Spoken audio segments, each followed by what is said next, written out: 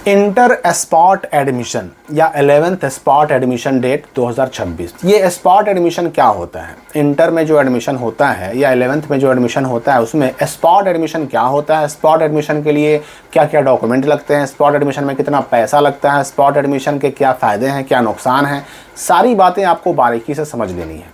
देखिए, inter admission कहें या 11th एडमिशन कहें, OFSS के पोर्टल से जो पूरी एडमिशन की प्रक्रिया है वो संचालित की जाती है।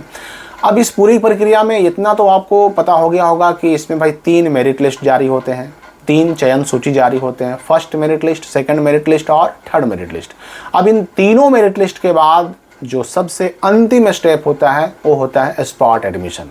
स्पॉट एडमिशन का मतलब हुआ कि जो बच्चे किसी कारण से इससे पहले 11th में एडमिशन लेने से चूक गए हैं, छूट गए हैं, ऐसे बच्चों को मौका दिया जाए, उनका भी 11th में एडमिशन करवाया जाए, उनको भी इंटर करने का मौका दिया जाए।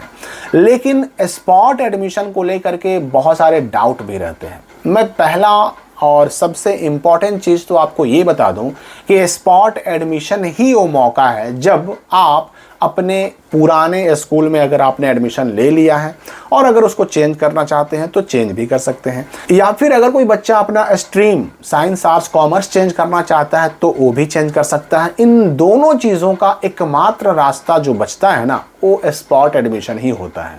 और स्पॉट एडमिशन को लेकर के एक चीज़ और बच्चों के मन में डाउट रहता है कि डॉक्यूमेंट क्या इसमें अलग लगेंगे, पैसे क्या इसमें अलग लगेंगे, तो ये भी आप बिल्कुल स्पष्ट समझ लीजिए। स्पॉट एडमिशन होता क्या है कि जब फर्स्ट, सेकंड और थर्ड तीनों मेरिट लिस्ट का डेट खत्म हो जाता है तो सबसे अंतिम में स्पॉट एडमिशन का डेट आता है। और स्पॉट एडमिशन का डेट आता है ना, तो इसमें 2 तरह के डेट होते हैं। एक डेट तो होता है कि जिसमें बच्चे को ऑनलाइन अप्लाई करना पड़ता है, वही OFSS के पोर्टल पर ऑनलाइन अप्लाई करना पड़ता है, 350 रुपये का पेमेंट करना होता है। और दूसरा इसमें एक डेट वो होता है कि स्कूलों में जाकर के आप कब से कब तक एडमिशन कर सकते हैं। यानी 2 डेट निकलते हैं, एक तो ऑनलाइन अप्लाई करने का डेट कि कब से कब तक आप ऑनलाइन अप्लाई कर सकते हैं, और एक उस अप्लाई किए हुए बच्चे कब से कब तक जाकर स्कूलों में एडमिशन करा सकते हैं। दूसरी बात आपको ये भी समझनी है कि स्पॉट एडमिशन में जब आप अप्लाई करते हैं, ऑनलाइन आवेदन करते हैं, 350 रुपये का पेमेंट करते हैं, तो इसके लिए अलग से कोई इंटीमेशन लेटर जारी नहीं होता। ऑनलाइन अप्लाई करते ही जैसे ही फाइनली आपका पेमेंट सक्सेसफुल होता है, एक इंटीमेशन लेटर का प्रिंट आउट निकल जाता है जिसमें किसी भी स्कूल का नाम नहीं होता, किसी भी स्ट्रीम का नाम नहीं होता। बस उसको प्रिंट आउट निकाल लेना है और फिर ऑनलाइन पोर्टल पर जिस वेबसाइट से आप ऑनलाइन करते हैं OFSS का, उसी पर आपको चेक कर लेना है कि भाई किस किस स्कूल में कितनी कितनी सीटें आर्ट्स, साइंस और कॉमर्स में खाली है, और वहाँ पर जो आपको पसंद आ रहा है वहाँ जाकर एडमिशन करा लेना है जी। किसी भी स्कूल में, मैंने पहले ही कहा कि इस पर किसी स्कूल का नाम नहीं होता, स्ट्रीम का नाम नहीं होता, कहीं भी जाकर के आप एडमिशन करा सकते हैं, बशर्ते कि वहाँ सीट खाली हो, ठीक है ना। अब यहाँ पर जो मैंने ऑनलाइन अप्लाई करने की बात की, इसमें भी एक बात दिमाग में रखिएगा कि ऑनलाइन अप्लाई दोबारा करना पड़ेगा किसको? तो जिन्होंने इससे पहले या तो ऑनलाइन अप्लाई नहीं किया है उनको करना पड़ेगा, या फिर जिन्होंने ऑनलाइन अप्लाई किया था उनका नाम फर्स्ट में आया, एडमिशन नहीं लिए, सेकंड में आया, एडमिशन नहीं लिए, या थर्ड में आया हो, एडमिशन नहीं लिए हो। जिनका नाम इससे पहले किसी भी सूची में आया, किसी भी मेरिट लिस्ट में आया, एडमिशन उन्होंने नहीं लिया, तो उन बच्चों को भी दोबारा ऑनलाइन अप्लाई करना पड़ता है, उनको भी दोबारा 350 के जो शुल्क हैं वो जमा करने पड़ते हैं। लेकिन जो बच्चे अप्लाई तो कर चुके हैं पर उनका नाम ना तो फर्स्ट लिस्ट में आया, ना सेकंड लिस्ट में आया, ना थर्ड लिस्ट में आया, ऐसे बच्चों को दोबारा अप्लाई नहीं करना पड़ेगा, ऐसे बच्चों को दोबारा 350 पेड भी नहीं करने पड़ेंगे। बस उनको लॉगिन करके और इंटीमेशन का जो ब्लैंक इंटीमेशन होता है ना, जिसपे स्कूल का नाम नहीं होता, स्ट्रीम का नाम नहीं होता, बस उसका प्रिंट निकालना होगा और जाकर एडमिशन कराना होगा। मतलब दोबारा पैसे नहीं देने पड़ेंगे, दोबारा अप्लाई नहीं करना पड़ेगा। तो केवल उनको जिन्होंने इससे पहले अप्लाई तो किया था पर उनका नाम तीनों में से किसी भी लिस्ट में नहीं आया, ना फर्स्ट में, ना सेकंड में, ना थर्ड में, उनको केवल अप्लाई नहीं करना पड़ेगा। बाकी अगर आपने इससे पहले अप्लाई नहीं किया है तो अप्लाई करना ही पड़ेगा। अप्लाई किया, नाम आया, चाहे फर्स्ट में आया हो, सेकंड में आया हो, चाहे थर्ड में आया हो, अप्लाई किया, नाम भी आया पर आपने एडमिशन नहीं लिया, उनको भी दोबारा अप्लाई करना पड़ेगा, पैसे देने पड़ेंगे 350। और जो नहीं अगर देने की बात है तो बस जिनका नाम नहीं आया उनको नहीं देना पड़ेगा। तो अब अगर कोई बच्चा सोच रहा है कि हम इससे पहले फर्स्ट या सेकंड या थर्ड में एडमिशन ले चुके हैं, स्कूल पसंद नहीं है, स्ट्रीम पसंद नहीं है, तो ऐसे बच्चों को ना सबसे पहले स्पॉट एडमिशन का डेट आते ही फर्स्ट, सेकंड, थर्ड तीनों लिस्ट में एडमिशन लिए हुए बच्चों का एडमिशन कैंसिल करने का ऑप्शन भी खुल जाता है। तो सबसे पहले ना ऐसे बच्चों को अपना पुराना वाला एडमिशन पुराने स्कूल से कैंसिल करवाना होगा। जब वो कैंसिल करवा देंगे तो बन जाएंगे फ्रेश स्टूडेंट। अब वो फ्रेश स्टूडेंट बन जाएंगे तो उनको फिर से वही स्पॉट एडमिशन के ऑनलाइन डेट में ऑनलाइन अप्लाई करना पड़ेगा, 350 पेड करने पड़ेंगे। उसके बाद जो इंटीमेशन ब्लैंक वाला होता है वो निकालना पड़ेगा और उसके बाद सीट चेक करनी पड़ेगी, कहाँ कहाँ सीट खाली है, किस स्ट्रीम में खाली है, साइंस आर्ट्स कॉमर्स में, और फिर जाकर के वहाँ उनको एडमिशन कराना होगा।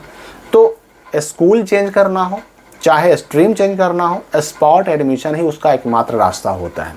अब यहाँ पर मैं बता दूँ स्पॉट एडमिशन को लेकर के डॉक्यूमेंट को जो डॉक्यूमेंट का जो कन्फ्यूज़न होता है, देखिए स्पॉट एडमिशन में भी वही डॉक्यूमेंट्स लगते हैं जो नॉर्मल फर्स्ट सेकंड और थर्ड एडमिशन वाले बच्चों के लगते हैं। मतलब आपका टीसी, मार्कशीट, आधार, पासबुक, फ़ोटो और फिर जो 11th का एडमिशन फॉर्म जो भरना पड़ता है स्कूल जाके, वो बस यही जो नॉर्मल एडमिशन में डॉक्यूमेंट लगता है वही स्पॉट एडमिशन में भी डॉक्यूमेंट लगता है, कोई अंतर नहीं। अच्छा, फीस स्पॉट एडमिशन के नाम पर कई बार शिकायतें ऐसी मिली हैं कि बहुत सारे स्कूलों में या फिर इंटर कॉलेजों में अनाप शनाप बहुत ज़्यादा राशि ली जाती है, पैसे लिए जाते हैं बहुत ज़्यादा बढ़ाकर, कहीं 5,000, कहीं 6,000, कहीं 10,000 हज़ार, ऐसा सुनने में आता है। आप में से बहुत सारे बच्चों ने शिकायत की है, ये सूचना आपसे ही मिली है मुझे। तो ये भी मैं आपको बता दूं कि स्पॉट एडमिशन में एडमिशन लेने का शुल्क या जो राशि है ना, ये भी नॉर्मल एडमिशन वाला ही है, उससे अलग नहीं। जो पैसा फर्स्ट सेकंड या थर्ड मेरिट लिस्ट में एडमिशन लेने वाले बच्चे हैं, जो उनका एडमिशन में पैसा लगा है, वही 11th के स्पॉट एडमिशन में भी पैसा लगेगा। अलग राशि नहीं है इसकी, अलग पैसा, अलग चार्ज नहीं है इसका। तो अगर आपसे गलत पैसे लिए जा रहे हैं स्पॉट एडमिशन के नाम पर, तो उसका विरोध कर सकते हैं, शिकायत कर सकते हैं। मैंने एक वीडियो में टोल फ्री नंबर वगैरह आपको बता ही दिया है, आप उस नंबर पर शिकायतें कर सकते हैं। तो स्पॉट एडमिशन का डेट अब आएगा कब? 2026-28 सेशन इंटर के लिए 11th स्पॉट एडमिशन का डेट कब आएगा?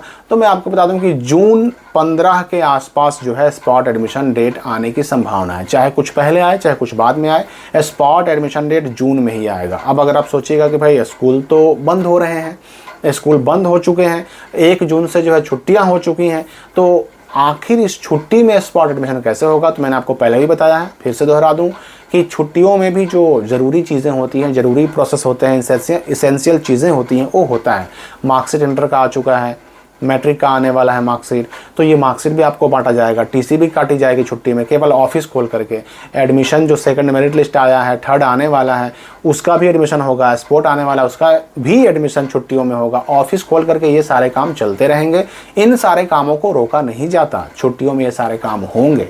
तो स्पॉट एडमिशन जून में होने जा रहा है, छुट्टी हो, स्कूल बंद हो, तो कम से कम ऑफिस खुला रहेगा, मैट्रिक का मार्कशीट भी मिलेगा, इंटर का मार्कशीट भी मिलेगा, साथ ही साथ टीसी, एसएलसी, सीएलसी भी काटे जाएंगे, बांटे जाएंगे। और अगर ये जो सेकंड मेरिट लिस्ट है उसके बाद जो थर्ड आएगा, जो स्पॉट आएगा, ये सारी छुट्टियों में ही होंगे, गर्मी की छुट्टी में ही सारा एडमिशन होगा, तो इन सब चीज़ों का काम भी होगा, एडमिशन भी होंगे। पूरा स्कूल खुला ना रहेगा लेकिन ऑफिस खुला रहेगा और ये सारे काम होंगे। अगर कोई स्कूल नहीं खुलता, बंद रहता है, तो उसकी भी शिकायत आप अपने ज़िले के डी ऑफिस में कर सकते हैं या फिर टोल फ्री नंबर पे कर सकते हैं, क्योंकि ऑफिस तो खुला रखना ही है, ये सारी चीज़ें इग्नोर नहीं की जा सकती।